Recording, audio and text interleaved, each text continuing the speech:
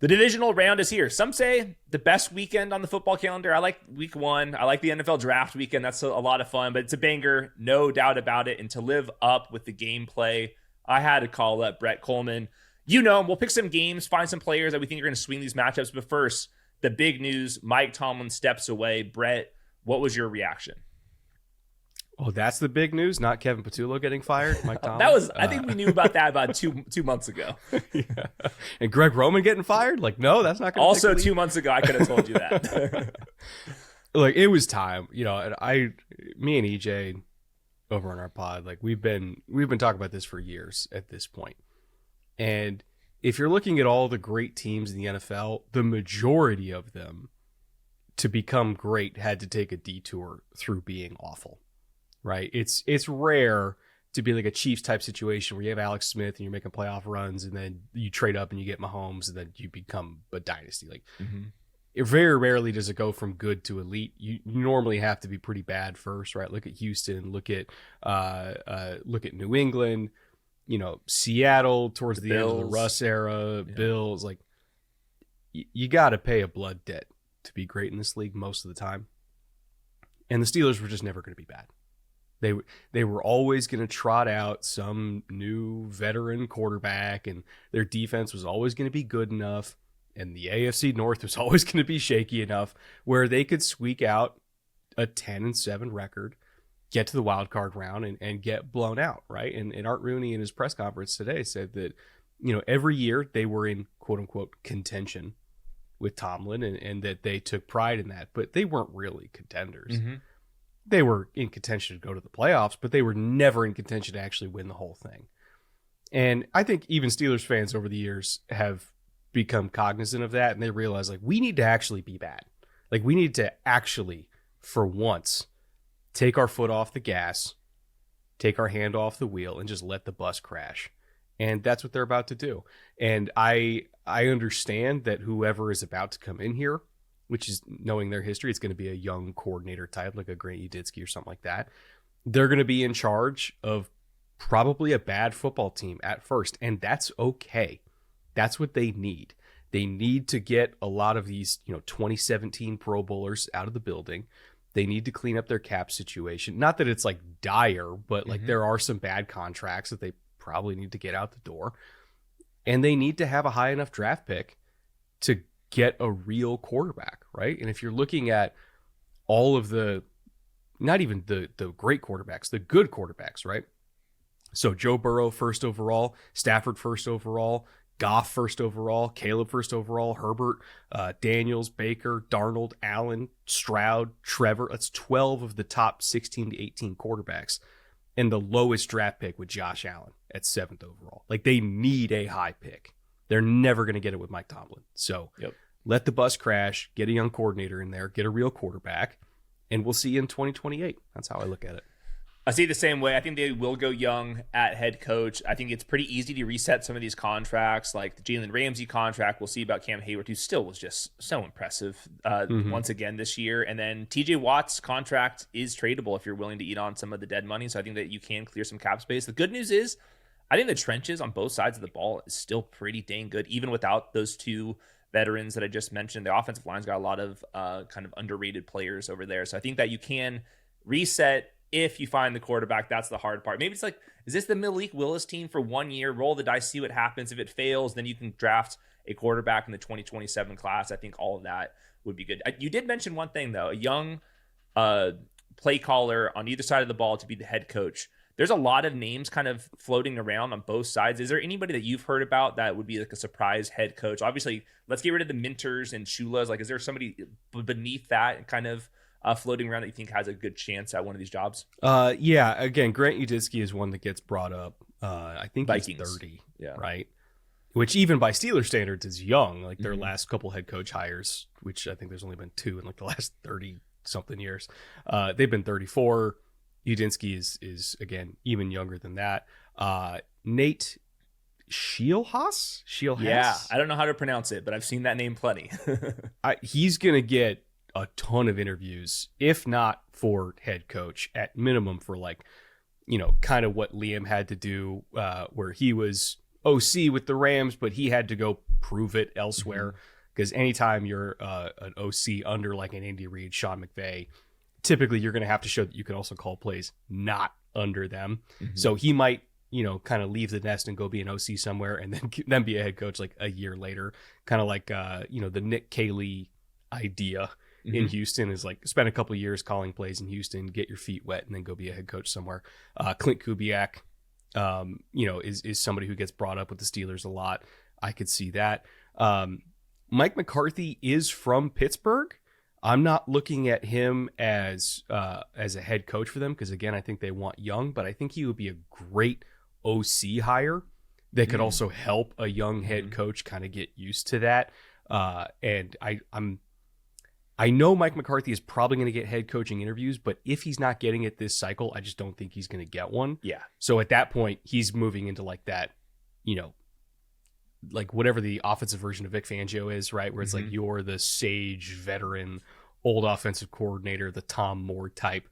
And then you have like a young defensive coach, like say like an Anthony Campanelli. I'm just going to poach all of Jacksonville's coordinators here. Like that would be a pairing that I could see. But I really do think that there are a bunch of young coordinators and even like pass game or run game coordinators out there that are going to get looks in Pittsburgh. And that's a hell of a job too. Like that's, if I was anybody that's young, Pittsburgh's probably at the top of my list because it comes with job security. Like you're not going to get fired there for a long time.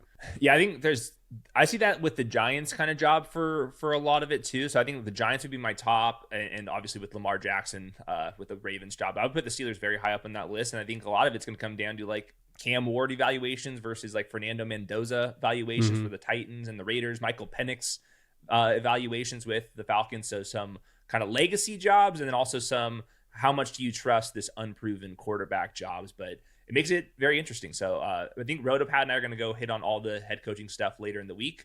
So let's roll over into the previews. Talk about the teams with head coaches for right reasons here. And we're going to kick this thing off with the Buffalo Bills at the Denver Broncos. Point spreads going back and forth. Currently, the Broncos are 1-point favorites. How do you see this game playing out? So I really want to emphasize a couple things about this game. Number one, I said if Denver got the 1 seed, they were probably going to go all the way because the advantage in Denver, like the home field advantage at altitude in January with the wind, like the air is like there's zero moisture in the air. Like it's always just dry and windy and miserable for the opposing team. And Denver, when they're hosting playoff games, is extremely formidable. But they happen to have the worst possible matchup for them this week. And it's not even just about the one-man army in Josh Allen. It's about Sean McDermott too. And what Sean McDermott does to young quarterbacks. These two teams played last year in the playoffs. It was in Buffalo that time, but Bo Nix had 62 yards passing on his first drive, and then had 82 the entire rest of the game. Because Sean McDermott and what he does on the back end, as far as disguises, as far as giving his very experienced secondary players like a resurgent Trey White, and the tools that he gives them in coverage to change calls on the fly. Like you saw it against Trevor last week. They would line up in 2-man, and then just based on distribution and split, they would just change the call backside to palms, and Trevor would see like an easy leverage throw to Brenton Strange and be like, oh, I got this. And then Trey White just appears out of nowhere because they're just randomly in palms. It's a tag. It's not even a call. It's just a tag. And every single coverage call they have has a whole bunch of tags that can become whatever they want it to be based on game plan, based on personnel grouping, distribution, and alignment. So you never really know what they're going to be in. And the fact that they have that much flexibility in the back, it's just so hard for young quarterbacks. And Bo Nix is still in that stage of his career where he is food for Sean McDermott. So yeah, there's the Josh Allen of it all, but this is the McDermott game to me.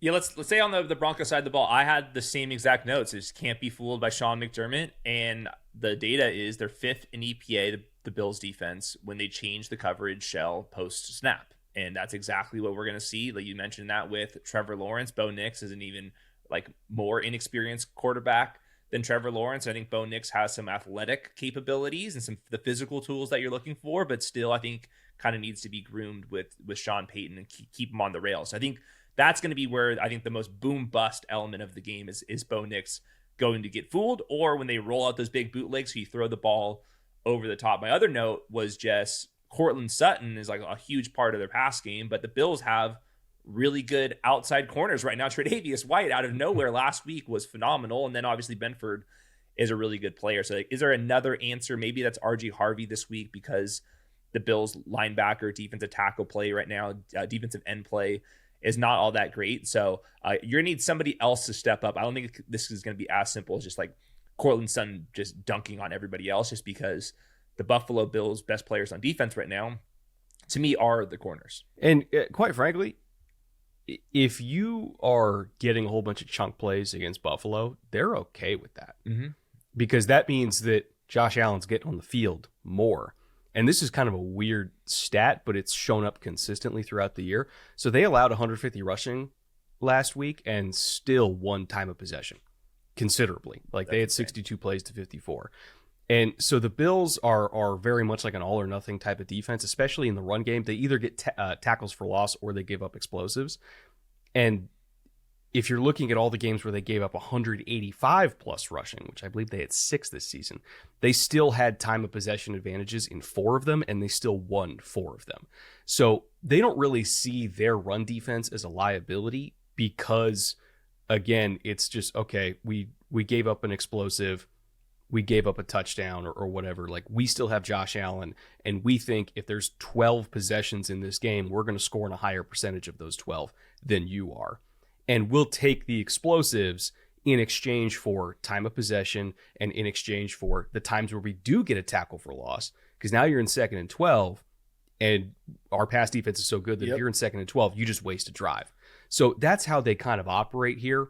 It's very much a live by the sword, die by the sword type of defense, but they get away with it because they have Josh Allen. So if I'm the Broncos, I'm not really trying to get chunks here, either through the air or on the ground. I'm trying to get 4 yards, 5 yards, 4 yards, 5 yards, and just keep that demon on the sidelines. Because if this is a 9 possession per team kind of game, you have a much better shot than if it's 11 or 12.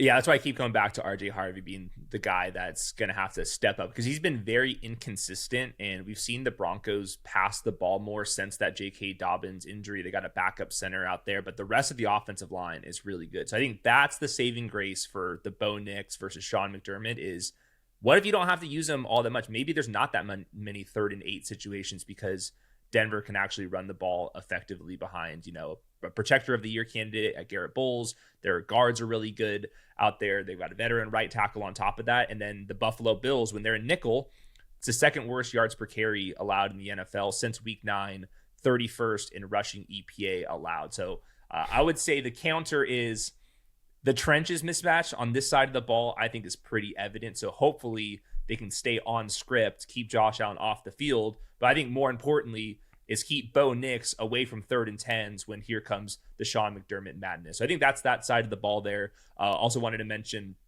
altitude is going to be really important. The rest, the game planning that you have for 2 weeks here, I think all these are like underrated advantages for the Broncos on top of health. On the other side of the ball for the Buffalo Bills, my question to you is, who the hell is Josh Allen throwing the ball to this week? Gabe Davis, Josh Palmer, you and me, Tyrell Shavers, all injured. Like they would rather play Brett Kollmann and Hayden Winks than Keon Coleman. They might not have that option this week. So that's my side of the ball, because you also have to deal with Patrick Surtain. Who is Josh Allen throwing the ball to? We're going to see a lot of 12 personnel, I'll tell you that much. Yeah, right. That's for sure. And, Dalton Kincaid, he was in a boot after the game. They said it was precautionary. I just think he lives in the boot at this point. He does. This has to be the Dalton Kincaid legacy game, or they're screwed. Like you can't ask Khalil Shakir to catch 15 balls in this game. Like, he'll do it. He'll do it with a smile, but you're not going to get a whole lot out of that, right?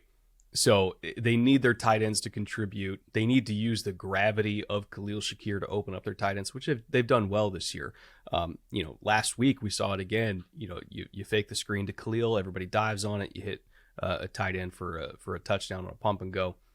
They have to do that as much as humanly possible, or failing that, James Cook, and then more James Cook, and then more James Cook. Like, Again, I think both of these teams really want to run the ball. Like this might be a 2.5 hour broadcast, and that favors both of them for different reasons. Yeah, I think I'm leaning the Denver Broncos because of all of the like non strictly football reasons. Like I looked at just the injury reports, and the Bills have like 13 guys on it, and then the Broncos coming off the bye have like 4 players. They're limited. They're probably going to play here. The altitude, the rest, all that stuff. And I see the same thing with Dalton Kincaid. Like if he was fully healthy, I think he would be really important. But the fact that he's still in a boot and he's still a part-time player just makes me like a little bit nervous that if he's the it factor and he's only out there for half the plays, like what exactly does that say? I think the Broncos can also tackle really well. They had like that one game against Jacksonville where they missed like all of their tackles in the entire season were like in that game, but for the most part, a good tackling team.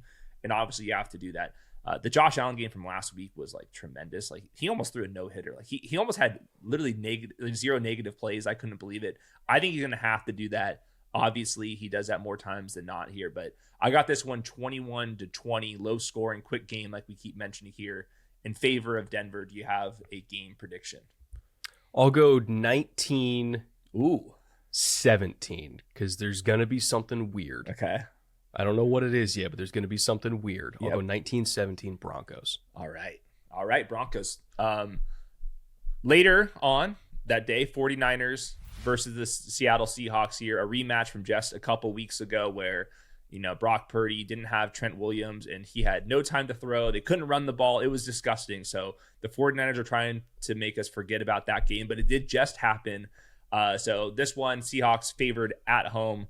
Do you see past the 49ers pulling off an upset here? I really respect the coaching job that Shanahan and Robert Saleh have done this year. Like Shanahan's my coach of the year.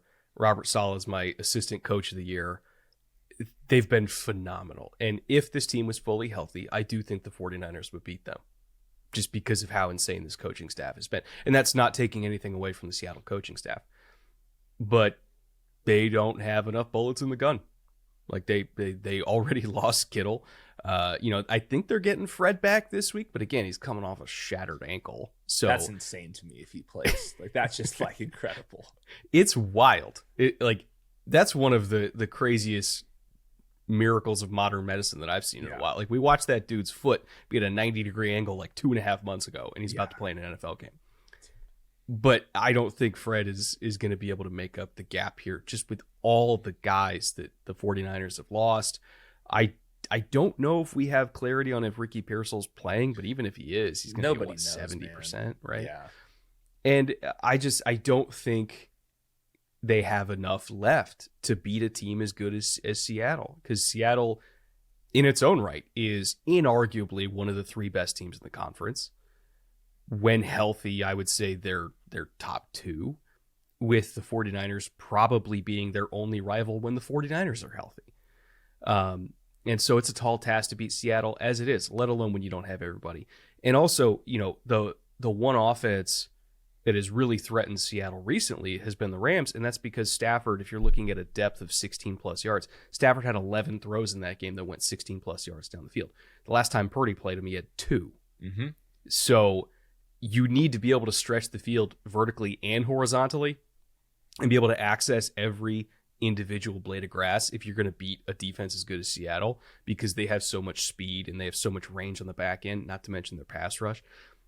And I don't think Purdy excels with that type of throw, right? We've seen historically over the years, I think back to a Cleveland game a few years ago, 49ers on the road on the Browns, where they played one hole for like the entire fourth quarter. And the 49ers couldn't beat it, because if you're going to do that, you got to be able to take shots down the sideline, 20-plus yards down the field, and really be able to exploit those one-on-ones. You can't work the middle of the field like they always like to. And the Browns beat them doing that, right? And I if you think the Browns are good at that, the Seahawks defense is even better at it. So without being able to access every blade of grass, and especially without being able to do it with all your top weapons, I don't see a path for the 49ers to win this game. And it's unfortunate, but that's football. It is what it is. Yeah, I watched the 10 best and 10 worst plays from the 49ers offense against the Seahawks. And their best plays were Brock Purdy like scrambling around, buying time, and then throwing it on the run. And that's cool that he can do that. Like, that's awesome. But that's a hard way to win in the league. And like you keep mentioning, of those top 10 best plays, and there was not that many good plays that they had, almost none of them were over the middle. And that's because you watch the 10 worst plays, these Seahawks are so fast and they swarm better than any team out there. Like, you feel me and you worry. Obviously, Witherspoon's a really good kind of swarming corner, Ernest Jones, and then they can really get after it just running with 4 pass rushers as well. So Brock Purdy, 47% pressure rate in that game. The running back carries, there was 10 of them. They went for 32 yards. So yeah, I see it the same way. I think there's a trenches mismatch. I think that there's also a perimeter mismatch if Ricky Pearsall's not going to be fully himself. So, and the Seahawks can do like whatever the hell they want. Zone coverage, man coverage, blitz, no blitz. It doesn't matter. And then they're also really good against the run, which is the 49ers for the most part have not been able to do. So the 49ers... Also, side note, not to cut you off, Byron Murphy not being an all-pro, he's so good. Stupid. It's so stupid. Yeah. Like, how do you look at him and not be like, oh, that's one of the 3 best interior defensive linemen in all football? Yeah. It's wild. I remember I was re-ranking that draft class and I had him like maybe 8th or 9th, and everyone's like, why do you have him? I was like, guys, you guys just got to watch him. And like, it's hard to watch him because he's also getting to the quarterback while 3 other guys are rushing the quarterback at the same time in the vicinity, but you got to give him tons of credit. I think if the 49ers pull this off, they're going to have to just heat up Sam Darnold on the other side. I would be pretty surprised, if the 49ers put up 28 points or something like that. I think that would be remarkable if they can pull that off. I think that doing that without George Kittle, that's something I just can't see happening. So Seahawks side of the ball here, Sam Darnold's been very up and down. When he has time to throw the ball downfield, I like him there. When he's got to read things out and throw the ball underneath, he gets a little bit sideways. So how do you see the 49ers and Robert Saleh trying to cover up Sam Darnold and JSN? I think they're going to do their best to keep them into 2nd and long and kind of take those play action shot plays off the table. Which, if the 49ers can do one thing, it is resetting the line of scrimmage when they need to. But they don't really rush the passer that well, and they especially aren't going to rush the passer that well if they're having to play the run on the way to the quarterback. So for me, it's about getting good run stops on 1st down, try to get them into 2nd and 8, try to get them into like a real drop back pass game. And if you are going to rush the passer, it's going to be by getting free runners at Darnold. So whether it's 0 or if we have to get creative with like different sims or, if we have to just be really, really effective and buttoned up in the stunt game, they're not just going to rush the passer. Like, this is like the anti-Houston Texans here. They're not just going to rush the passer. They have to get free runners. And they're going to have to rattle Darnold and make him question what he's seeing. But it all starts with winning on 1st down, get him into a passing situation, and then you got to bust out the most diabolical shit you got in the playbook. Failing that, I don't see the Seahawks struggling that much. Yeah, I see it the same exact way. 32nd in pressure rate without a blitz since week 9 when they didn't have Bosa and their 1st-round edge rusher for the 49ers side of it. Charles Cross, he's a full participant in practice. We didn't know if he was going to be ready for this one. That's their left tackle. He should be ready to go. Yeah, man, if you can't rush the passer, that's when you get the best Sam Darnold games. And it's just like over the top, and that's where JSN has just been beyond lethal. I did not see that coming, him just being one of the best downfield guys in the league, and I think that's where you're going to have some explosives here. So in this one, I got a 24-13 Seahawks. I'll take the point spread with the Seattle Seahawks here. Also, just want to throw another little cherry on top. One of the best special teams with the Seahawks this year of like the last decade, according to DVOA. So like that's another one of those things where Mike McDonald deserves a lot of credit there. Just being really buttoned up on special teams. You can add up a couple points across the season by doing that. So I got Seahawks and the spread. How about you? I'll take Seattle 27-10. I don't know what the spread is in this game. I don't think it's big enough. Yeah, I think it's gonna be more than a touchdown here. So I know it's that time of year. You just want to stay inside, do nothing on Friday, Saturday, and Sunday. But guess what? There's someone in your life that needs to get out, spread their wings, feel like they've accomplished something. And so if you don't have any ideas, what I'd love to do is pull up the SeatGeek app and see what's going on in my area. Like for me, Nate Bargatze is performing in a couple of days, or I can go see Gunna. 2 different types of people at those events, most likely. Also, someone named Dijon is playing tonight. Look, that's what SeatGeek is great for. Finding new talent out there that maybe becomes your favorite artist. Or if you're struggling for some type of holiday gift, like SeatGeek already has events up for, next year. I can look up something that's coming in April or July, or Alex Warren on June 26th. That's what SeatGeek is good for, getting you or your significant other up out of their seat and making life a bit more enjoyable. Of course, I have a promo code for all of you guys. You can use code FANTASY10 for 10% off your next set of tickets at SeatGeek. That's 10% off any tickets, whether you use it for the first time or not, the app before or not, with promo code FANTASY10. Make sure you click the link in the description to download the app and have the code automatically added to your account so you can use it later. Thank you, SeatGeek. All right, this one's going to be close. And you're wearing the beanie right now. Houston Texans in New England. This game is going to be fairly cold, but nothing too crazy. The big weather game is the Rams versus the Bears game. Not ideal conditions, not because of weather, but I'm guessing Nico Collins is going to have to miss a second concussion of the season. Shorter week for them as well. Texans side of the ball here. How are they going to be able to do it with CJ Stroud without Nico Collins? Got to be able to run the ball. And this offensive line, by the way, one of the underrated storylines of the season is how improved this offensive line has been since the first, 5 to 6 weeks of the year. Ariante Ergery's turned into a quality tackle. They've run the ball a lot better. Not that they have these huge rushing totals from either Woody Marks or Nick Chubb, but in the aggregate, this team has run the ball well. And they just kind of consistently get those 4 to 8 yard gains that puts them into manageable downs and distances. And when CJ doesn't have mashed potatoes for brains on 3 individual plays that make no sense, and he just takes care of the ball and he doesn't try to do too much, he's been a very effective quarterback as well. So to me, it's run the ball, don't have the worst picks and fumbles of your life back to back to back. And then you just kind of let your defense do the rest. If you put up 17 points on New England, as good as New England has been offensively this year, I'm not sure they're going to get more than 17 on this Texans defense. I'll give you 14, and I'll even give you 17, but I don't think that they're going to reach 20. So if you can get over 17 on offense, Houston saying that, I think you win the game. I don't think either team is this game turning into a shootout would be a stunner to me, because I don't think New England's defense is bad either. But as far as controlling game script and everything like that, if you're looking at weeks 1 through 11, the New England defense, they were in the 20s in first half EPA per play allowed, and they were 6th in second half EPA per play allowed. Because typically Drake May was just throwing bombs down the field. He would get teams into a very pass heavy script. They had over 70% pass attempts against them in weeks 1 through 11 in the second half. And that was really when New England's defense kind of came into its own, is when we know you're passing, and we got Milton, and we got Gonzo, and all those guys.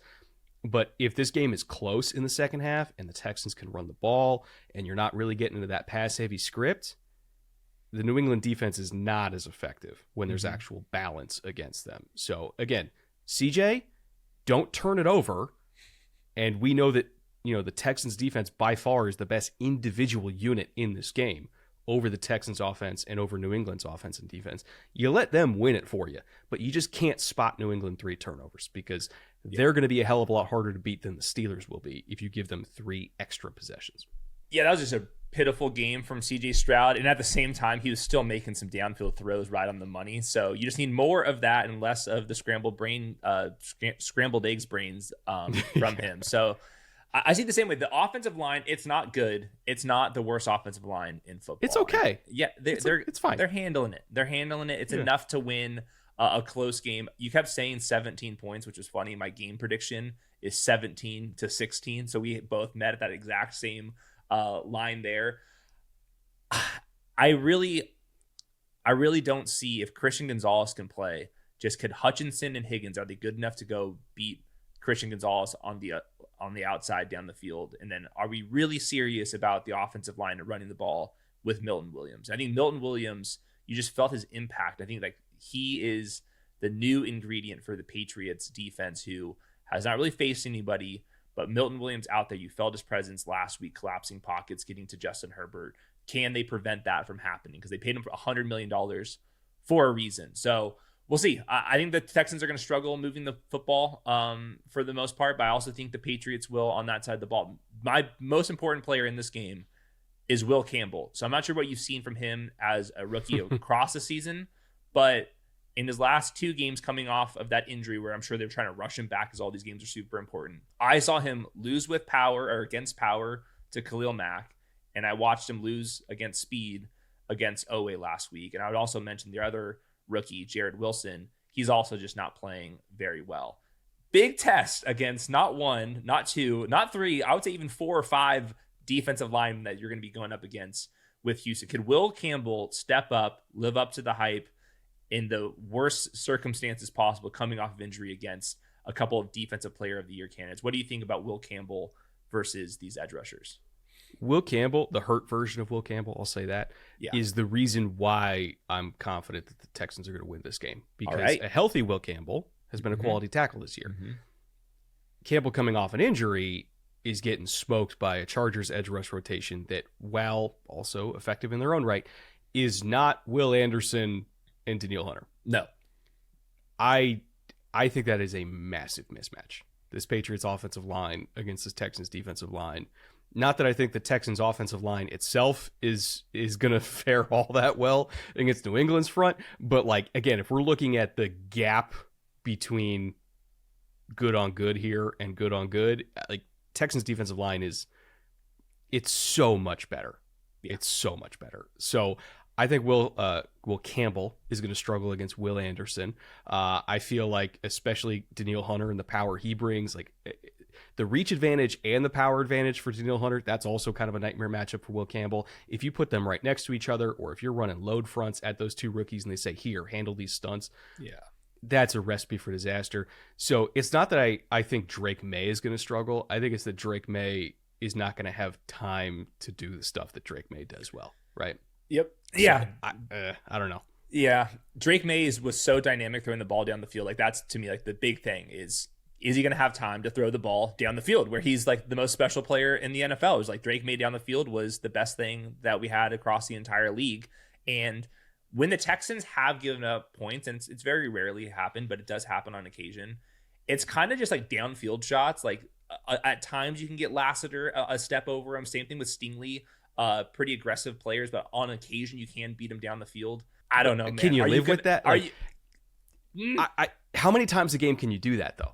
Right, and he has to hit on him, and like he was running at such an elite rate throwing the ball to Kayshon Boutte and stuff. Like, can we continue to do that? So that's why I think this game's going to be pretty close. I went with the Patriots 17 over the Texans just because I do think they just have a better chance of ripping off an explosive, whether that's with Henderson. I'll even throw out Ramondre Stevenson's been ripping off explosives because Josh McDaniel's been dialing him up, or just for whatever reason they are able to get the step over the top, and like 1 or 2 explosives is the thing that's going to swing this one. But Trench's mismatches on both sides of the ball here has me very intrigued. So you got the Texans going into New England with the win here, right? Yeah, I'll go 20-17. Yep. But it's going to be one of those games where it's like 13-10 until halfway through the fourth quarter. Mm-hmm. Right. And then it's going to be a 20-17 by the end of it. Like, we're going to see like a flurry of points in the end. Yep. But I don't see either offense being crazy good in this game. It's just, I think the Texans defense is so much better than every other unit involved here that they are the difference maker here. I think Drake May is the better quarterback. I think as far as like receiving groups, absent Nico Collins, I would say that the Patriots have an advantage there too. If you're looking at Boutte and Diggs and Pop and all these guys, like running back room, I would say the Patriots have an advantage. There's a lot of reasons why the Patriots should, on paper, win this game, but I don't know, man. I've seen that Texans defense play 18 times this year now, and They gave up 3 turnovers and allowed 6 points. Like, I'm sorry. Yeah. Come on, man. I know. It's wild. And the whole schedule narrative, like, this is the time to cash it in for the New England Patriots. Like, they haven't seen a defense, anything like this. They faced the bottom 10 defenses. Like, can they actually pull it off against the big boys? This is going to be a close one. Before we move on for the Texans, though, CJ Stroud, it's year 4. This is, like, fully the prime. I think the first 3-ish years when you're, for the most part, an in-pocket quarterback, like, you got to figure things out, have a good feel of, you know, the pressure, the speed, the coverages, all that stuff. We're about to go into the prime. What are the next couple years going to look like for CJ Stroud? Could he break into the top 5 conversation? Is he firmly a tier 2 guy? Like where should we have expectations for CJ Stroud? Not for this week, but sell me on the future for the Texans with CJ Stroud. If we're talking about which quarterback in this game is going to be top 5 conversation, it's Drake May, and he's already there. Yes. Right. And Drake May this year played better football than I've ever seen. And this is even taking into account CJ's rookie year where he was phenomenal. Drake this year in year 2 still outperformed, CJ's best year. So if we're saying, is CJ Stroud ever going to, could he be as good as those guys? Sure. Is he close to them right now? If we're talking about top 5 quarterback list of, the 4 horsemen of the AFC, Mahomes, Allen, Lamar, Burrow, whatever order you want. Drake May at this point, I think you have to put him 5, right? Yeah. And Matthew Stafford still exists, right? Stroud at this point, I wouldn't put in the top 10 because, Caleb again exists. Jared Goff, I would say, has been way more consistent than CJ has been. Trevor played better this year. Darnold played better this year. Herbert played better this year. He's not in the top 10 right now. So for me, I'm not racing to extend him right now. Obviously, you're going to do the 5th year option, but I don't know where to value him. As a quarterback. I'm going to take care of Will Anderson. He's going to get 40-something million this offseason because of course he is. We already paid Stingley. Nico's probably due for another extension because he's really underpaid for cheap. In the receiver. They got him for cheap. Yeah. That was the reason why they structured the deal that way, was come back for a couple of years, ball out, and then we knew the market was going to reset. You come back, we'll pay you fairly on that one. So they got to take care of those guys first. You still have 2 years of contract control at minimum with CJ. Make him earn it in 2026 because we still haven't seen him play as well as he did as a rookie, right? Yep. Offensive line is getting better. They still have another draft class coming, another free agency period coming where they can make it even more effective in 2026. But I'm not racing to pay him at the moment. I'm very much in you're okay, but let's see if you can actually firmly get into the top 10 to 2026. And then we'll talk about paying you $50 million a year. Yeah. My kind of hope for CJ Stroud is to turn into the Dak Prescott career, which I'd be okay with that. Fantastic to me. You can go and run really hot and almost win the MVP in your best year. And then for the most part, you're kind of quarterback 5 to quarterback 10, 11, 12, depending on how you're playing and how the interception luck's going, because those two guys kind of play it fairly similar to me. They don't have the same, physical tools that Caleb and Drake May have, but they're one tier below it, and I think that they can get there. And I think with Dak Prescott, we've seen the best years of his career in terms of passing touchdowns happen at 28, 30, and then this last year at 32. So I do think that the best years are coming for CJ Stroud, and I'm holding the line. It has not been as clean as I was hoping it was going to be after that rookie season, but progression is not linear. I do think that the next couple years after you do pay him, he earns it. I do think that's going to be the best football he's going to play. So that's coming up. Mm-hmm. All right. Another similar question, though, is with Caleb Williams and this game against the Rams here. Right now, the Rams are favored to win. This one's going to be really cold. We're talking 14, 15 degrees. It's the late game in Chicago. I think there's a big injury to cover here. Kevin Dotson is expected to play. So let's go with the Rams side of the ball here. Talk about a little guard play. There's some crazy stats with Kevin Dotson, but they've been able to run the ball. The Bears have not been able to stop the run here. With the Rams side here, are they scoring 35 points? Is there a way the Bears can slow this thing down? Are you worried about how Stafford played last week? How should we be grading the Rams heading into this one? So if you're looking at the Bears defense against the Rams offense, I'm doing my best to hope, based on last week, that Dennis Allen paid attention to how much more effective his defense was when they started blitzing.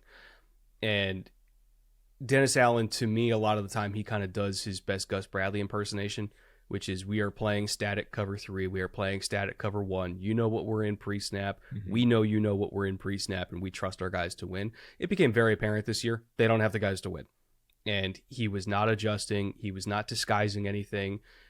Cody Alexander put out that graphic kind of like ranking every single defense by, creativity, I guess you could say, between personnel groupings and disguise rate and blitz rate and everything. The Texans were obviously very bottom because they're the Texans and they don't need to disguise anything.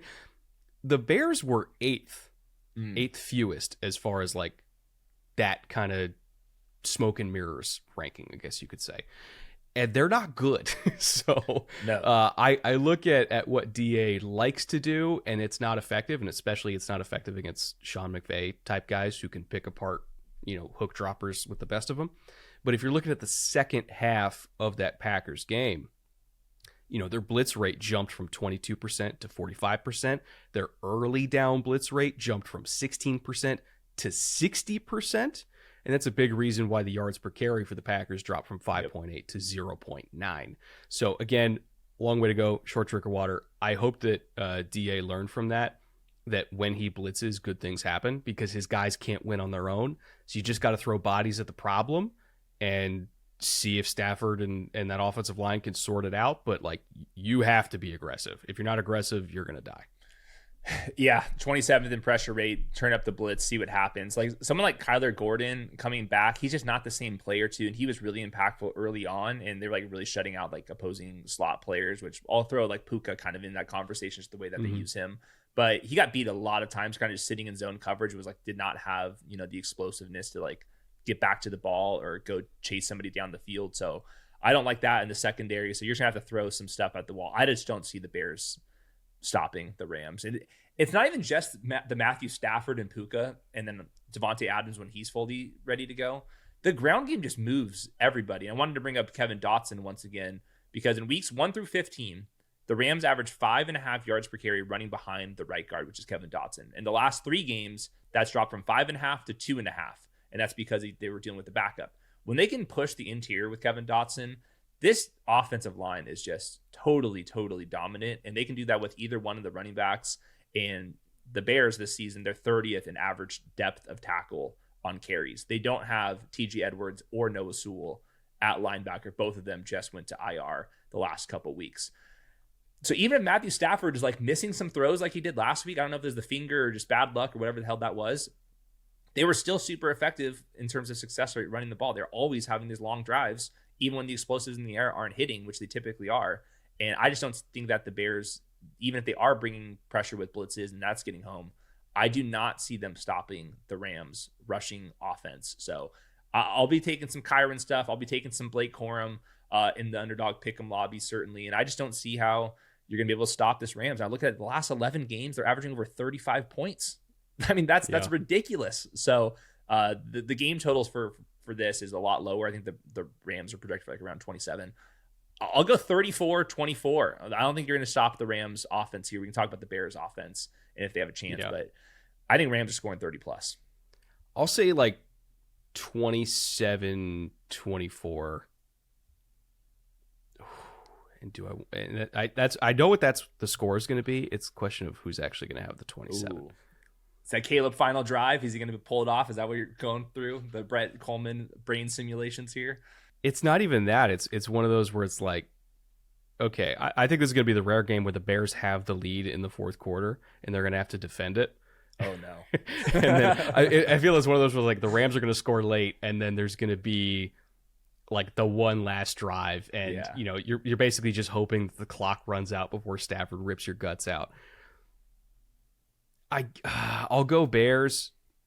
But again, not because I think the defense is going to play well. I just feel like the Bears offense, their plan here is just going to be make the clock our friend, because the longer this game goes on, very similar to the Bills game we talked about earlier, the more possessions you give this Rams offense, the more they're going to hurt you. So you really have to condense the game. You have to add more weight to every single possession. You have to get a turnover, and you have to run the ball.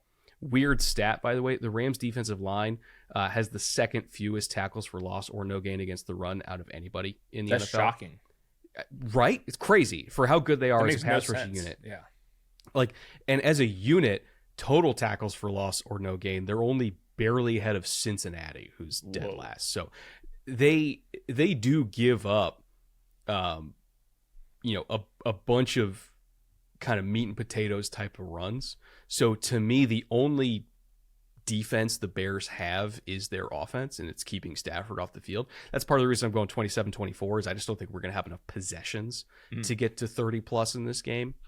But if they can keep it to 10 possessions per team, you run the ball well. Like I'm taking a bunch of Monungai, a bunch of Swift in this game, whichever one I can get at the more reasonable number, because I think they're going to run the ball a lot, and I think they're going to try to have it be like 27-17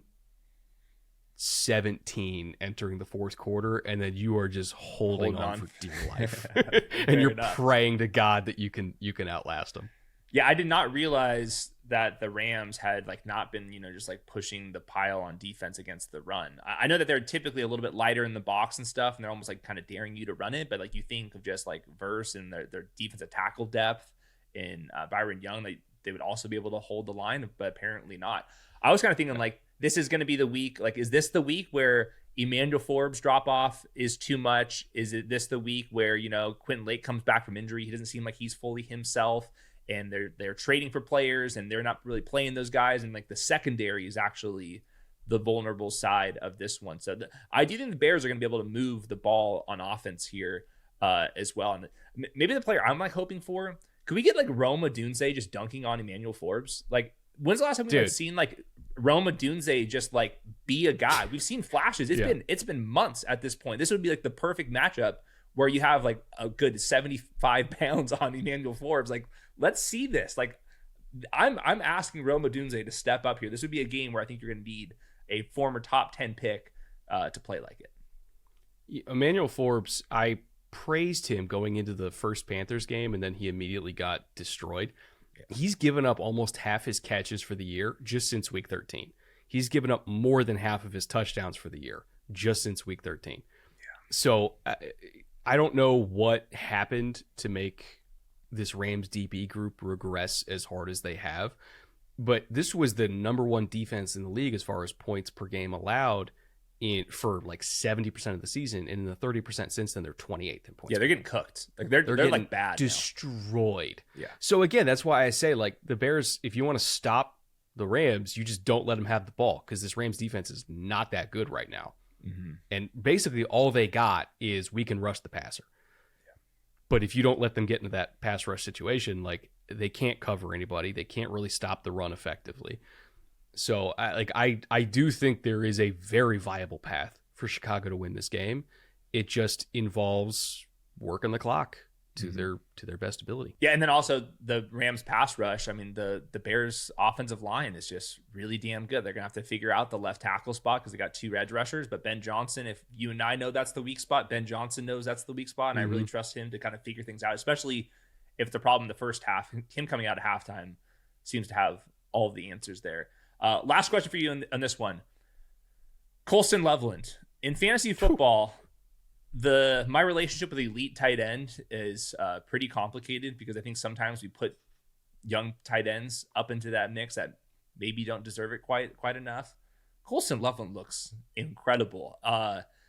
Just how high is the ceiling? Like, could we get him into like the frickin' Trey McBride range quick enough? Like, where would you rank his blocking ability?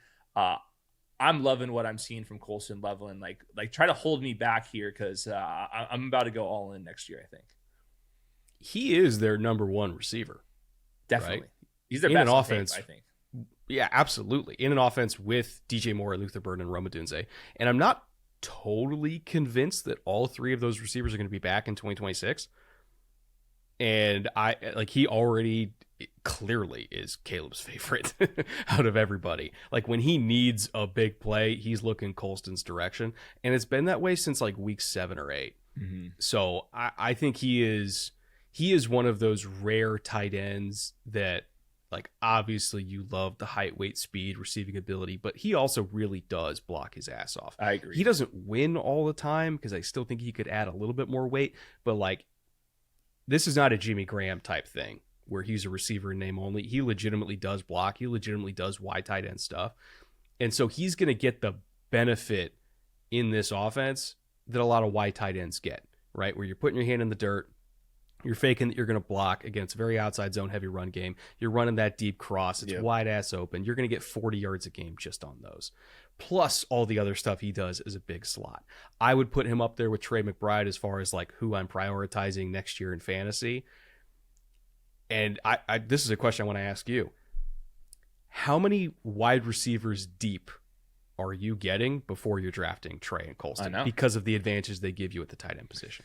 I think it's a fair question. Like, the context with this is Colston Loveland doesn't turn 22 until next April. I mean, this is a young dude already flashing. And when the Bears needed it last week in the second half, he ran around on 90% of the dropbacks. None of the other wide receivers were above 80. So when they needed a play, guess what? And then, hey, we're at the 2-yard line. We need a 2-point conversion. We're putting Colston Loveland to the sideline, and we're just throwing the ball to him, and it's going to work. So, yeah, I think that he needs to be a top 5 round pick next year in fantasy on Underdog.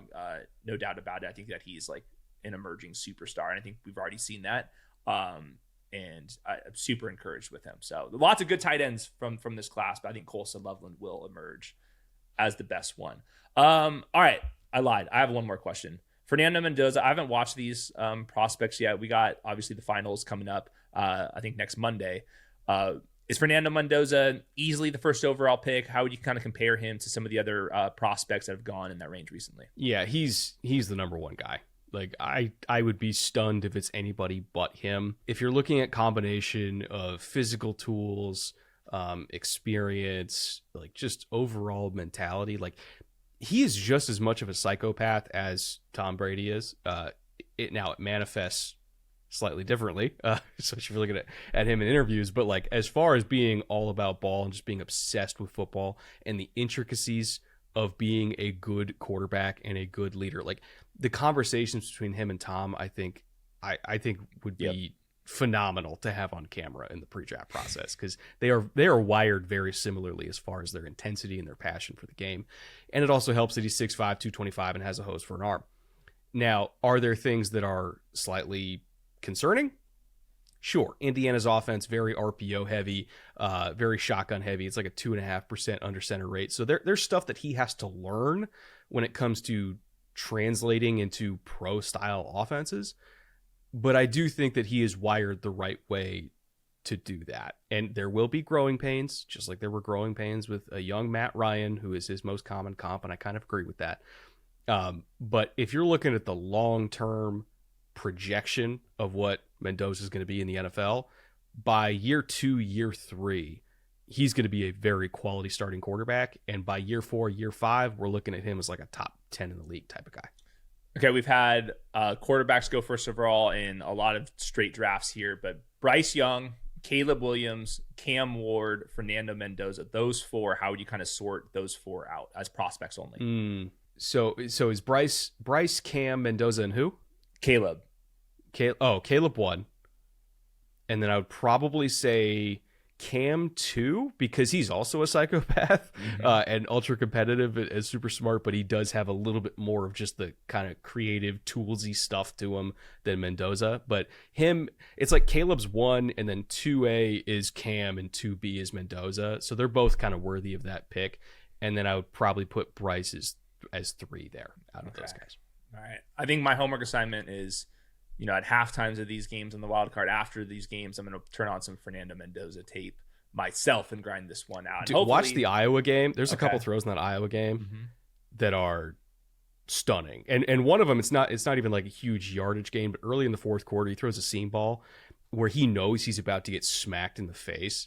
Like, it's going to be a car crash, and he just takes it. He totally eats it with a smile, delivers the ball down the field, perfect throw. Like, he's so freaking tough, dude. You're gonna love him. Okay, good. I love watching these prospects, man. Like, I like hearing about the prospects and then like going to see it myself. I'm very excited. So obviously go check Brett's channels out. Got a podcast channel. He's doing work with the NFL, a lot more work with the NFL this year. So you got a lot on your plate. Please share what's coming over the next couple weeks. So I just put out a very, very detailed video on kind of the Vic Fangio coaching tree, I guess you could say, because all of them do it. Yep. Even guys like Anthony Campanelli, who spent some time with Vic in Miami.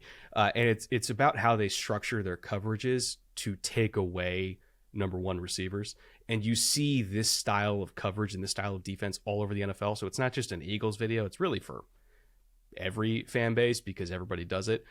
but it's really about how modern coverage works and how dynamic zone coverage packages work. I think a lot of people are going to find it interesting. It's very dense, I'll tell you that much. But if you stick with me, hopefully you learned something in that episode. I think you'll like it. Yeah, I mean, that's the entire league right now. We man coverage is like 30% of snaps, and you only 27%, even lower. Even lower. So it's the entire game. Like whenever the first stats that I'm looking at when I was looking at the playoffs is zone coverage defense, success rate through the air against zone coverage on offense. Like to me, that is where the game is being played right now. And then obviously could you rush with 4, but it's less about, scheme. It's about in the secondary communication, all that type of stuff. So I am going to watch that one probably as I'm getting ready to move, throw it on the background, listen to you guys chat ball there. So make sure you're following him. Promo code the show, as always. Lots of pick 'em, prediction markets in more states than ever. I'm sure Josh has been telling you to buy products. Keep buying the Omaha steaks, by the way. You guys, they keep sending me Omaha steaks. I'm assuming that's because you keep buying them. Keep that up. I really appreciated that. So Omaha Steaks, Underdog, Brett Kollmann's channel, tons of homework. We'll see you guys later in the week. Peace.